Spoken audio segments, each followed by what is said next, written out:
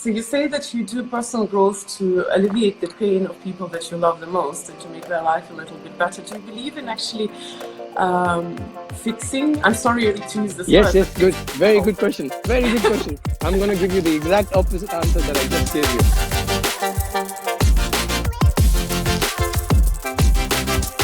So hello everybody, good evening. It's late evening here in Malaysia. And welcome to my new installment of Honest Conversations. And today I'm going to have a conversation with a good friend, an amazing person. Hey Gautam. Hello. Here we have people from UK, from Australia. Where are you from? I'm in Paris. This is the best time to walk around in the city because it's completely empty. If you can see behind me, it's just the streets are locking down in about 3 to 4 hours. There's going to be military on the street and all of that good stuff. Seriously, wow. Yeah. We have people from all over the world, Canada, and actually I think we have more people than normal because I believe people are sitting at home and they have not much more to do than to listen into our conversation. I am in KL right now. How's KL? KL is, as usual, it's buzzing. We've been having this whole situation for a few months now.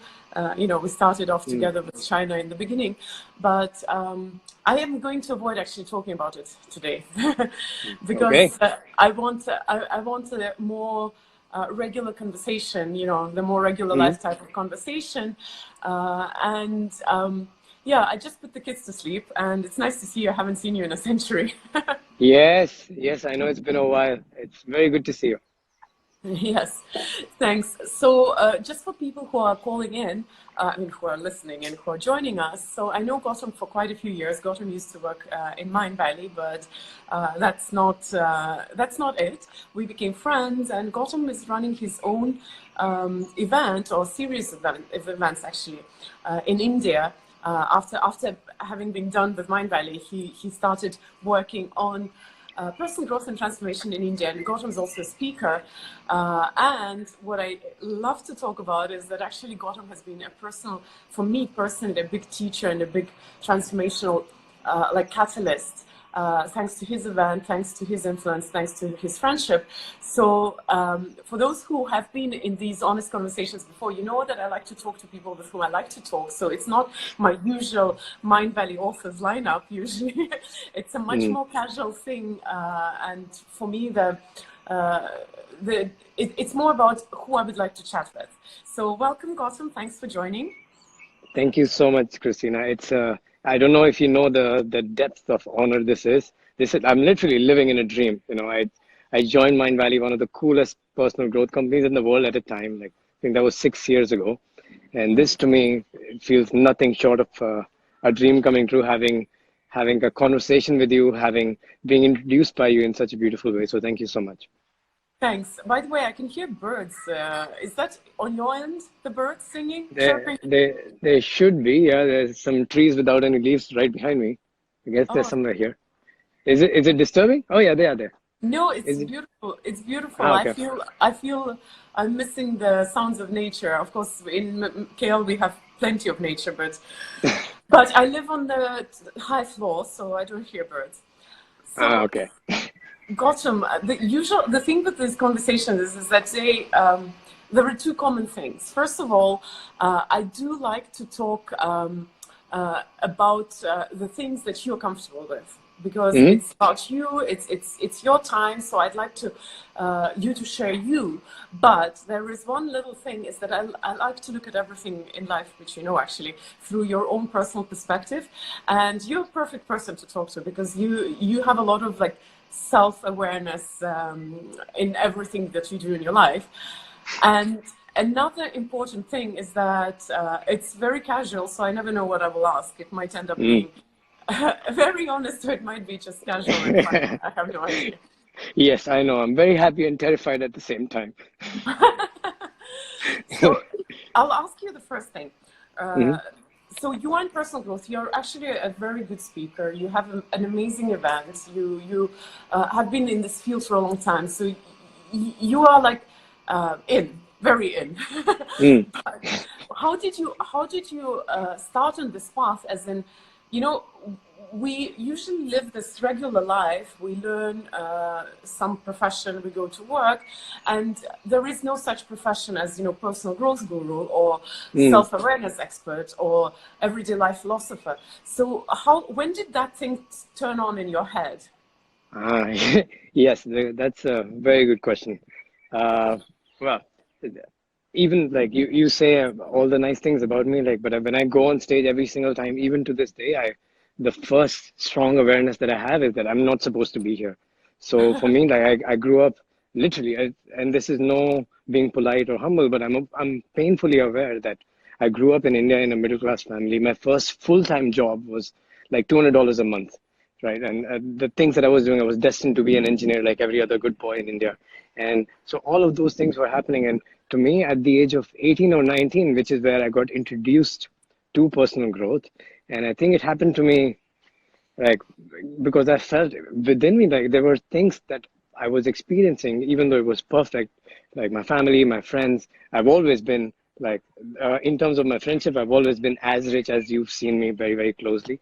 So I'm blessed with that. I'm blessed with amazing people around me, but there was big discomfort and uh, non-acceptance of who I was in that state, which, and I think energetically when I was feeling that, I just stumbled upon the right things at the right time, which took me in the direction of personal growth. I didn't know that the title at the time that it was called personal growth, but I learned through subconscious programming, the power of subconscious mind, the leadership principles, and I got deeply immersed in those things when I was 19 years old. At that time, it wasn't my intention to build it, make it my career. Right at that time, I just wanted it to solve that problem for myself. And for 6 years, I was dabbling just within me with my books, with my courses, and all of that stuff. And then over time, it started having a big influence on me, and it was reflected in how people were around me looking at me and around me the kind of conversations they would come up to me with. And I was able to help them one step at a time. Now it's like a 12-year-old past journey that I can see and I can connect the dots. But at that time, I was just, this was something I needed to learn for myself. You know, this is one of my favorite quotes by Richard Bach that says, "We teach best what we needed to learn the most." For me, this was it. Right? This was it. Right? And specifically in the realm of like the idea of my self-talk and my beliefs and subconscious programming, which is the big field, big part of my transformation in my journey. That's the thing I needed to learn the most. So I don't know how it started, but I am grateful that my environment was stable enough for me to explore an uncharted, territory. Because if that wasn't the case, if my parents didn't give me that stability or sense of safety, or my friends didn't hold my hands when I was low or when I was broken, when I was uncertain, I'm certain that I would not have been able to go on this path as far as I have. So that I'm privileged with. I'm very grateful for that. But yeah, that's it kind of unconsciously started. And my deliberate passion towards doing this started in 2016 and 2017. And huge thanks to, Mind Valley, you, Vishen, and all the other Mind Valley authors that I've worked with, learned from. So there's a huge role that these guys play as well. So, do you believe more in learning through pain or learning through bliss? That's.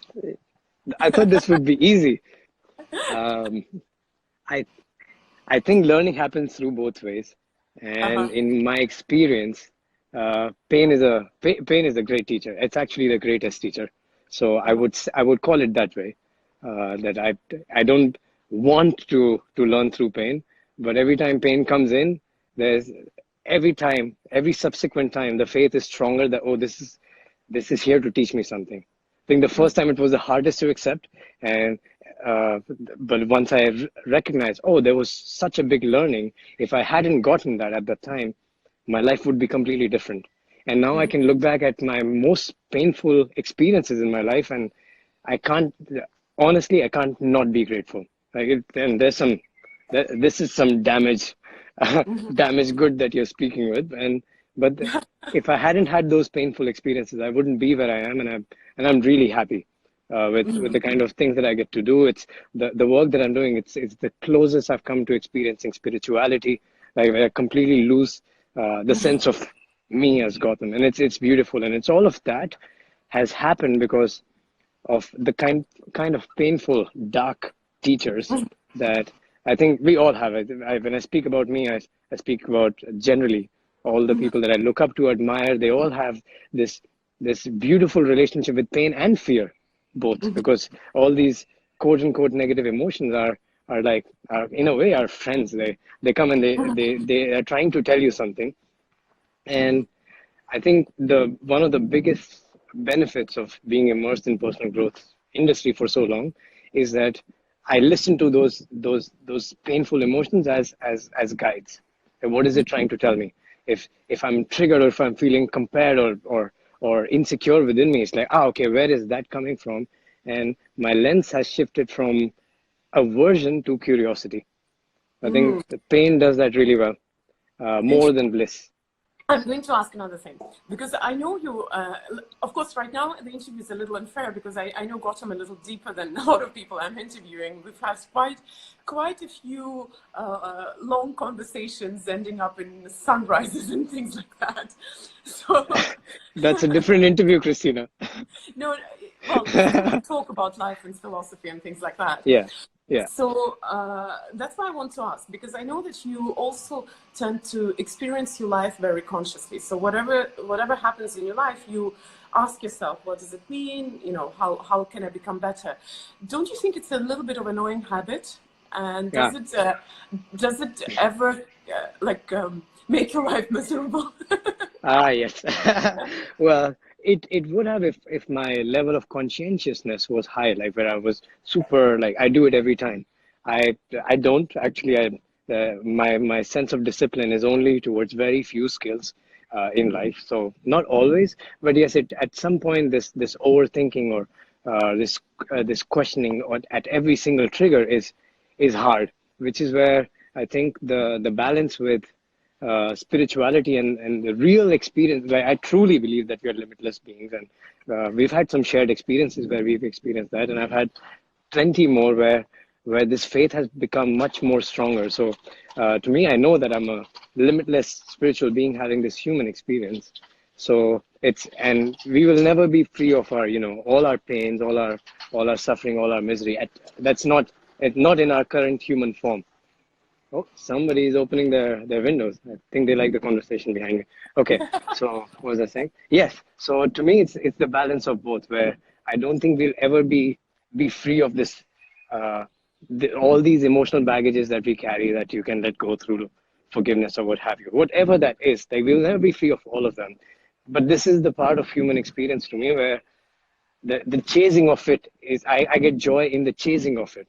If I can do that, I know that there are people that I really care about that have been deeply benefited by these things. And the reason why I got started into this ties back into the personal growth question, how I got so interested in the personal growth industry, is because all I cared about is just the people that I love the most in the world, if I could add a little bit of value to them. And that's how it started. Initially, I think from university times, it probably started with some drunk conversation with an old buddy, like, some tears and, then some beautiful conversations emerging. And that was probably my first insight towards, I could alleviate someone I care about their pain. Right? But I'm also aware, I think this is, if I just constantly in a maniacal way start overthinking every single trigger that is emerging, I can do that.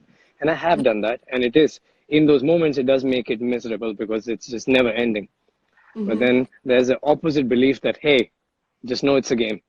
Just know you're playing it. And so that when that awareness comes, I'm not Gautam anymore, because then we are all that same power source, which we call collective consciousness, that we are connected with. But the illusion is so strong around me that I immediately get sucked back into it, and then I'm playing the game again. So it's just bouncing in and out of the matrix or the illusion, whatever you want to call it. So the opposite connection helps me. I'm going to get hooked to one of the things you said. So you say that you do personal growth to alleviate the pain of people that you love the most and to make their life a little bit better. Do you believe in actually fixing? I'm sorry to use this Yes, word, yes, but good. Very oh, good question. Very good question. I'm going to give you the exact opposite answer that I just gave you. I really don't think nobody can help anyone. You know, the reality is, Christina, I really don't think anybody can help anyone. There's no help needed. And this is, Richard Bach is one of the teachers I refer to a lot. And like just simple, profound books have changed my life. One of those books is Illusions. And in that book, he gives it's a 129-page book. Any one who's watching, if you want to read a profound book that you can finish in a day, but you would reread again and again, is that. It's called Illusions by Richard Bach. And in that book, he gives that example where, you know how the fact that we are spiritual beings having a human experience. I know you believe that, Christina, because we've spoke about that. yeah. But we are spiritual beings having a human experience. What that means is like, if I'm having this, like I literally remember the first day of my university, when I walked into my university campus, I was holding a Tropicana guava juice Tetra Pak, which I was sipping through, and I was walking through the campus. That was 12 years ago. And I know it as if it was yesterday, right? Life is passing so fast, and before we know it, it'll end, right? So to me, if we're spiritual beings having a human experience, and if this is the timeline, spiritual timeline, it's like our life is like a snapshot. So it's the same as us, you know, human beings going to watch a movie in a cinema, and where we pay the price of admission, right? You go into the cinema, you pay the price of admission, and you go inside. The price of admission is money, and it's the same for spiritual beings having a human experience, where the price of admission is that we believe everything that is happening to be true, right? But it's not. But then some people watch comedy movies, some people watch horror movies, some people watch drama. But it's not my job. I don't go into the cinema of people who are watching horror movies saying, no, no, no, no, no, no, no, don't watch it. Right? So when I look at it from that perspective, then I realize, okay, it's just the movie that they're watching. It's not my job. It's not my job to save anyone. And people who are, in this human form, they come up to us and they say, oh, you changed my life, or oh, I was like really, really meaningful, touching things. Part of my next journey, as I'm going, and I have like 30, 40, 50 years in the industry, I'm aware of it. And part of my next journey is to not be associated or attached with any of those things. Because every time I alleviate someone's pain, if I take credit for that, I also take credit for every time I fail, every time there is any suffering around me, right? So the best thing we can do, which I believe, I don't know, I'm a baby in this, but what I believe is that the best thing we can do is to make the most of this crazy roller coaster, which we've signed up for as a spiritual entity. So I don't think we can really help anyone, but in this illusion, I enjoy adding value to other people. Interesting. I think we could talk about that like back and forth, because Neil Donald Walsh was saying, you know, your life is not about you, it's about the lives of everybody you touched. And that's the time when it actually helps, you know, to think about that you can touch other people's lives, yet you can't fix them. You know, I'll ask a different question. What movie are you watching? What movie? Shit, I watched The Avatar again recently. No, I mean, what's your life movie? What kind of movie? I would say it's a fantasy adventure kind of a movie where I'm seeking like I don't know, it's weird, but I look for magic everywhere. Really, and I have been like that since I was 13 or 14. Every time there's a little connotation with something magical or mystical, I'm just drawn to it. And so I think it's some sort of fantasy adventure, but it's a very high budget, very privileged movie that I'm watching. It's a very easy place to live from, really. So it's a blessing. Gautam, were you born into privilege? Because I don't know this little detail about you, or did you have to make your way up? No, so I wasn't. I was born in a middle class family, born and raised in a middle class family. When I was like 8 or 9, my dad lost all his business, and I talk about that in in one of the private sessions that we do at Life Plugin Summit that you've seen it. So yeah, no. If you mean financially privileged, no, but that was one of the biggest teachers. But privilege in terms of community and friendships and tribes, to me, the reason why I'm naturally so in tune to it, and I know I am. There are very few things that I'm certain about in my abilities. It's my sense of humor, my ability as student, and my friendship orientation. I am solid with that. And all of those things come from my from my family. Like taking care of our own and creating an environment of joy and play and upliftment is something I was born and raised in. I had to do nothing. Like this is not my skill developed. This is just passed on to me from the environment that I grew up in. So to me, that is the biggest privilege. Like that's because it's my privilege. So I think it's the biggest privilege one can have. But I think for me, I'm the most grateful for. So no, not So financially privileged. I know you pride yourself on your friendships, and we'll talk about that later. I want to ask a different question, going back a little bit. Mm-hmm. So you say that we all spiritual beings having human experience. Which of these two do you value in this current reality, in this current life more? Your spiritual experience or your human experience? Right now, it's a fight.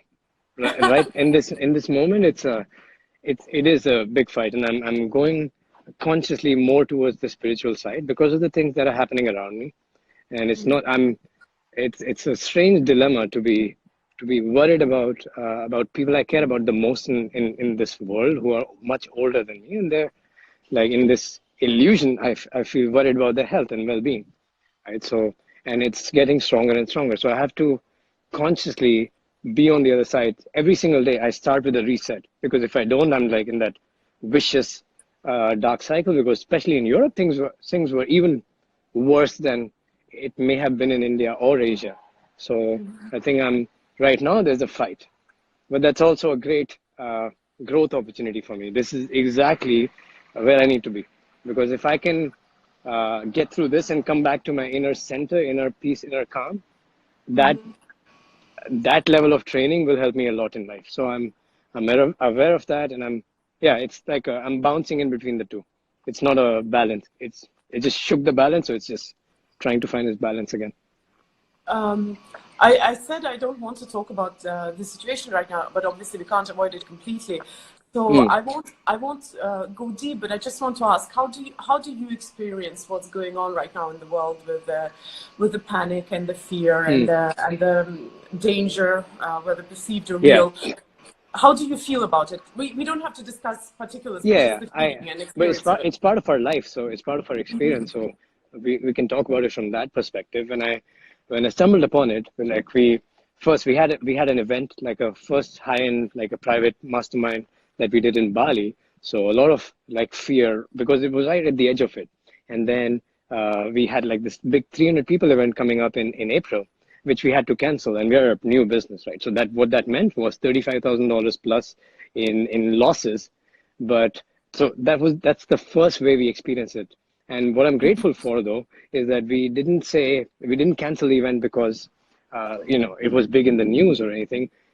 We had 2 days left for the refund policy to finish, and if we had paused it, he had not done anything for those additional 2 days, we would have saved a lot of, you know, the money that cannot be refunded according to the official policy. But it just felt like the right thing to do, and to communicate with our truth to the tribe. So we did it literally 2 days before the refund policy, and coincidentally 2 days before the news breakout of countries locking down, travels being banned. And because of that timing, I don't know where it came from. It wasn't coming from a scarcity oriented person, but something beyond that. Our whole team collectively made that decision, and the amount of love and connection and support that we received from the tribe, Christina, was unbelievable. So that's how my journey into this started, right? It's like, okay, and I've never felt this good about having like this much, money to worry about, like the business to worry about. But it feels like the right thing to do. So that's how we stepped into it. And then the biggest struggle was to find the right resources, where to learn from, how big is the fear, how big is the threat really. So it took me a while to get to the bottom of it. And so right now it's just, it will happen and it will pass. It's not going to be the end of the world. It's clear, but it's not a hoax in any way, or it's not a conspiracy in any way, which is like a lot of the people, even that I care about, look up to. They're just bouncing in and out between the two of the things.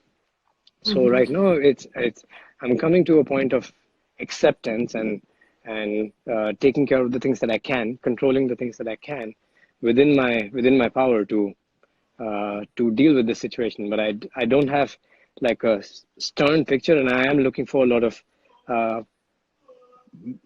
kind of like spiritual weights to lift, so I can develop this muscle stronger, because like, it wasn't coming from within me. Like the panic and hysteria around was much stronger that it was sucking me into it.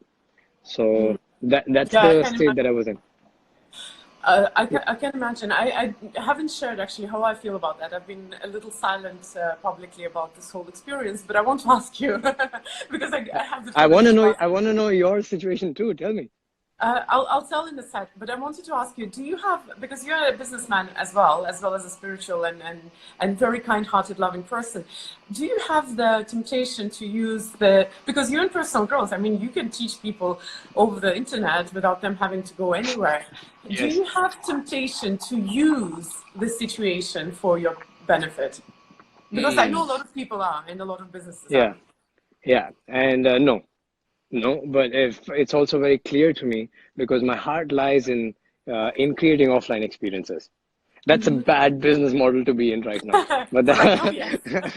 but that's the core value. That's the first core value that we have Yeah. for our business as well. So my heart lies in offline experiences. At the same time, we were going to create an online course for younger generation people, because I speak to a lot of students like in universities, and the first product they can enroll in with Life Plugin is like $500 and above, right? So not all of them, especially in India or Asia, can afford it.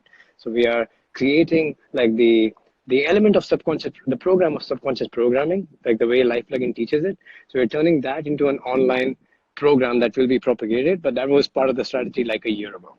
But beyond that, what I'm thinking is, how could I use this time to develop this business muscle even more?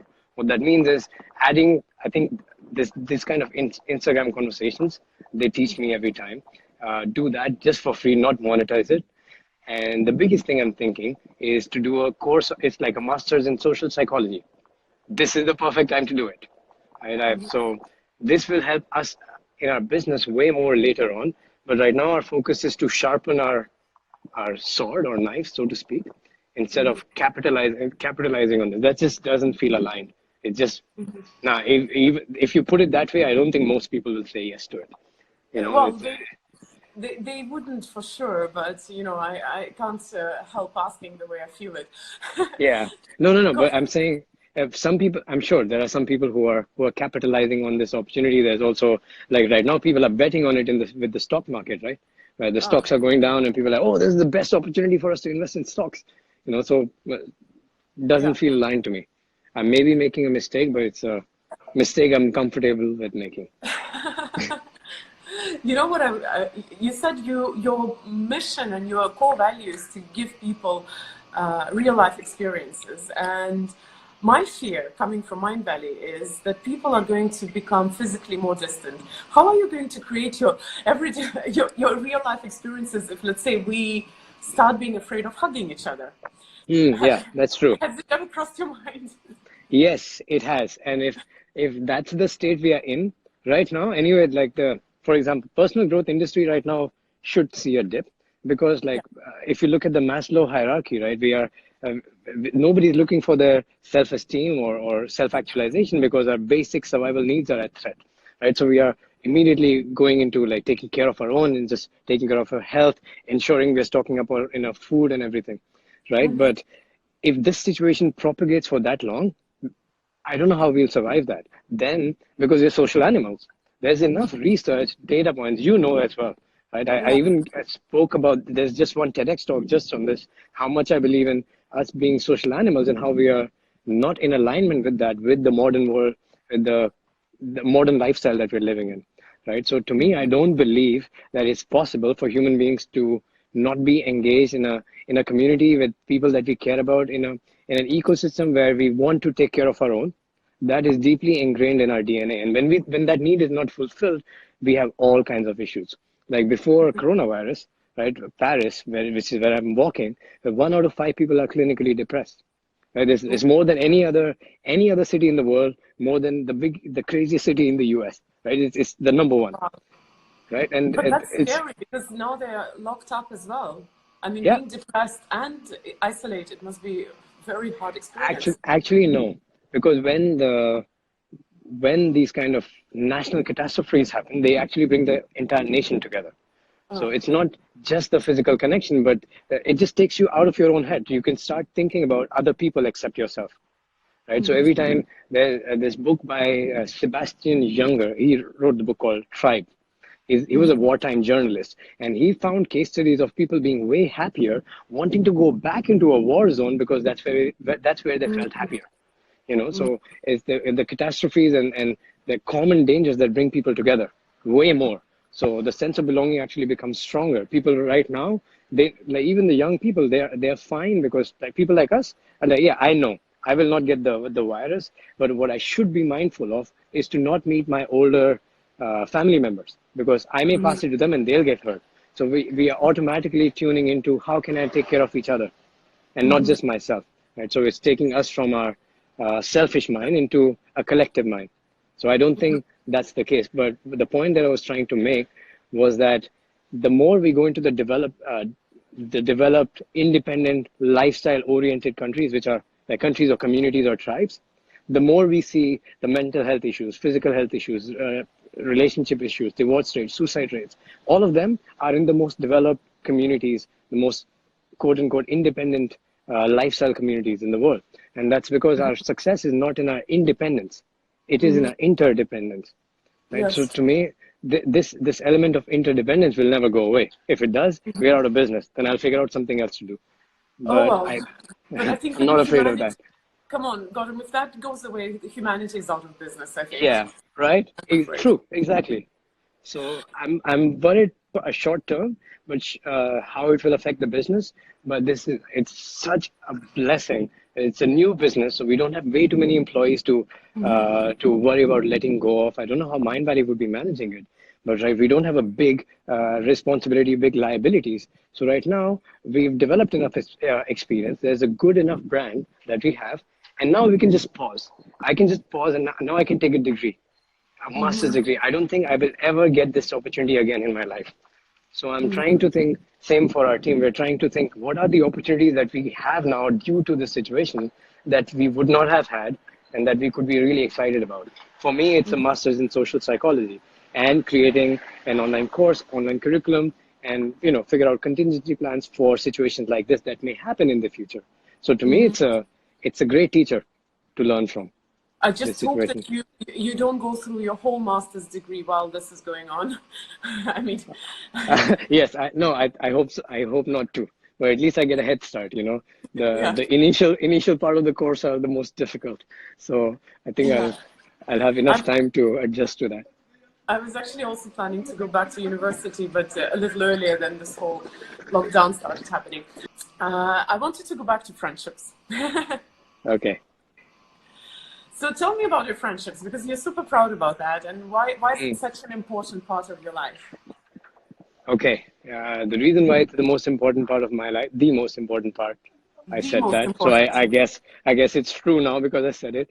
So yeah, to me, my biggest teachers, biggest students, biggest cheerleaders, biggest critics, the darkest teachers, all of those have been the people who have been super close to me, and to me, the friendship, in a way, it's like a family that you choose, right? So friendship is like the strength of my safety net. How far do I want to go? Actually comes from a conversation that I had with Vadim, my best friend that you know really well.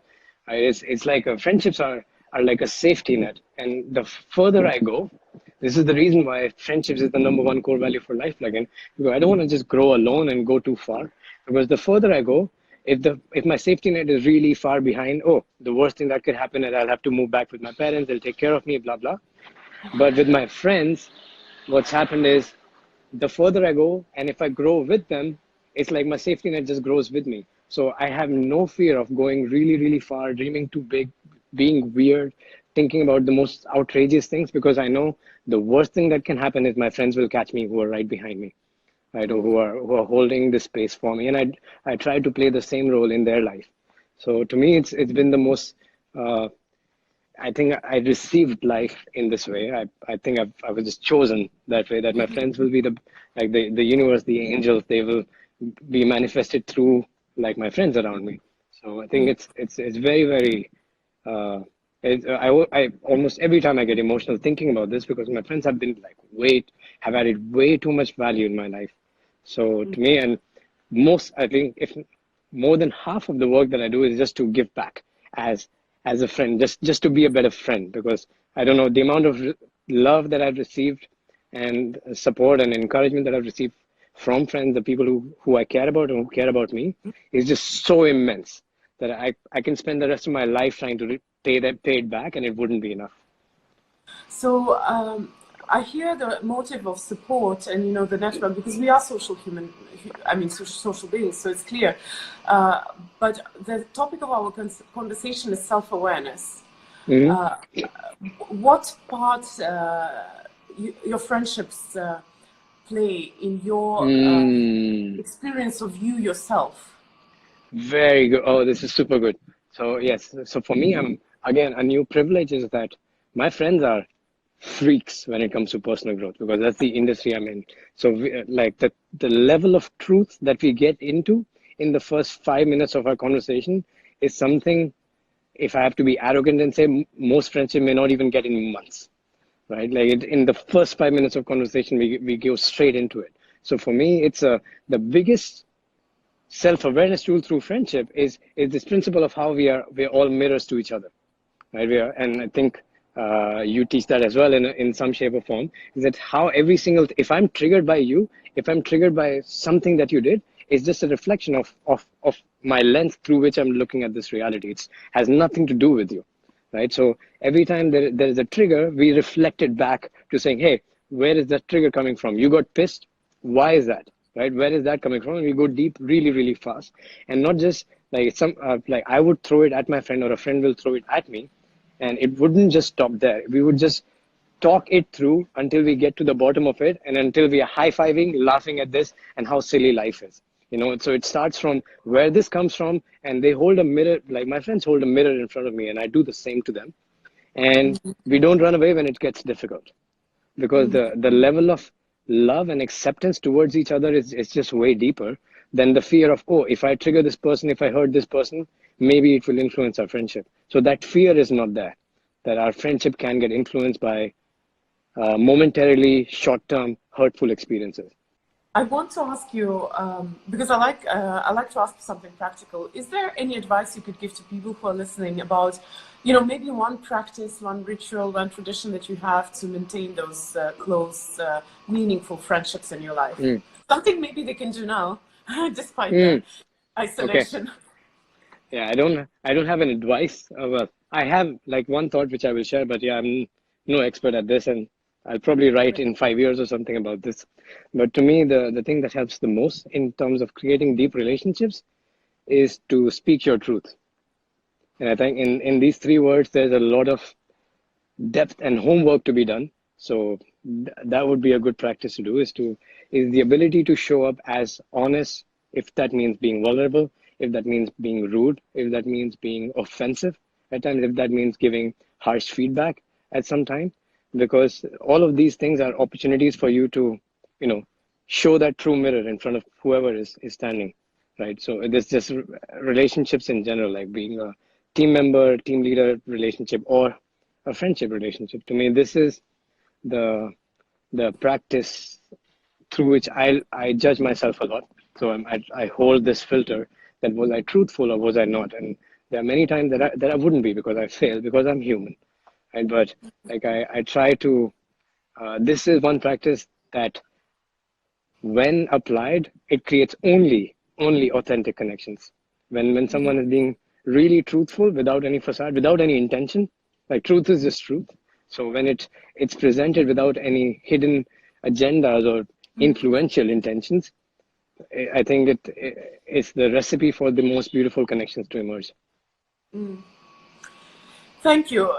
We're going to be wrapping up soon, so that you get to go back to probably your apartment, which you're very comfortable with right now. Yes.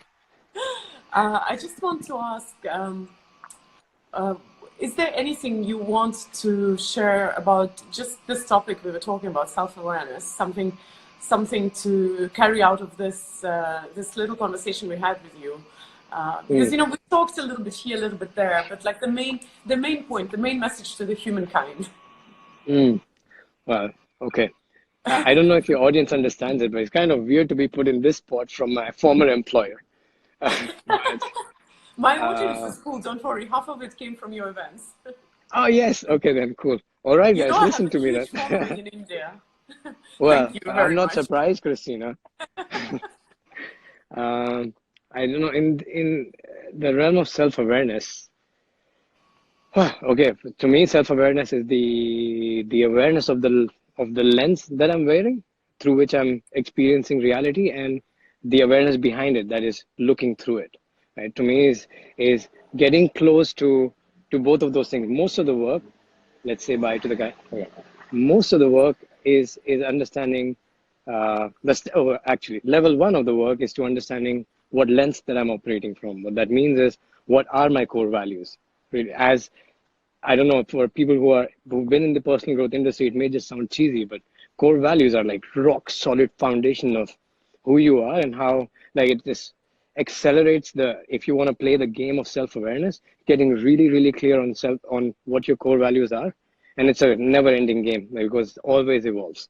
Like just the vocabulary, because just words to capture those feelings and values in terms of words is like keeps on evolving. So core values. And what else is there in my lens? My beliefs, through which like my value, Vishnu calls the model of reality, right? So my beliefs, and a lot of them are in the darkness, so I don't know them, right? So to get to the beliefs, so first is what did I say? Core Values. values. Second is beliefs. That there's some that I'm aware of. These are empowering. These are disempowering. You apply any tool of subconscious programming, and then you handle that. But there's a big chunk of beliefs which are completely in darkness, right? So the third thing is the strength, courage, or willingness to shine light in our darkness. You know, because that's the last thing. That's the part of the lens that we don't know that exists, right? So when I'm looking at my self-awareness, there's a lot of things that are my blind spots that I don't know. And sometimes something would still, I don't get triggered as often as I would say 5 years ago, but sometimes I would still get triggered, right? And that trigger is like, how did that happen? Where did that come from? And instead of running away and trying to get over it, I just go, even like if just 3 weeks ago, it was really painful trigger that I had to look inwards towards, and I sat with it and just sit with the pain until you fall in love with it. There's something like that. Like, so for me, it's my level one of self-awareness is what my core values are, what are my belief system, and being aware and open to changing them and open to witnessing them. And then it's like my personality type. Like, what's my personality traits? What am I more predisposed to in this illusion that we call life? Right. So this is just this is not spiritual. This is just at a human level. And then level two is the level of spirituality. And I'm still a baby in that, but I really enjoy the idea of how we are limitless and experiencing our limitlessness through creating businesses that I've been fortunate to be involved in, or experimenting with plant medicine, or doing some hardcore breathwork retreat, all of these, and multiple different tools that I'm probably not talking about, right? But just experiencing my own limitlessness, and the realization of how we are all expressing divinity uniquely. That's who we are. And so there's this premise of like this tree is expressing divinity uniquely. You are expressing divinity uniquely, and so am I, right? So we are all divine beings. So that this I forget, and when I forget this like hardcore, then I'm too much in the matrix, or I'm too much in the illusion of life, right? So that's not really healthy, because then I can overthink myself to misery, like you mentioned before, right? So I would say that in a nutshell is a brain fart to what some self-awareness is to me. But it was very much in a nutshell on a very deep and wide topic. So if you guys who came through my account, not through Gautam's, find it interesting, then follow Gautam. Your name has to be somewhere in the corner of this video, I believe up there. I'm not 100% sure, but you can follow Gautam, and yeah, he's an interesting human being, apart from being a friend. and has triggered a lot of my own transformation by probably mirroring back at me some of my triggers, speaking your language right now. Yeah. So I warmly recommend. Amazing speaker and also a pretty life philosopher, I would say, just like me. And thanks for coming online and talking, because we haven't chatted in a while, so it was a pleasure to catch up with you.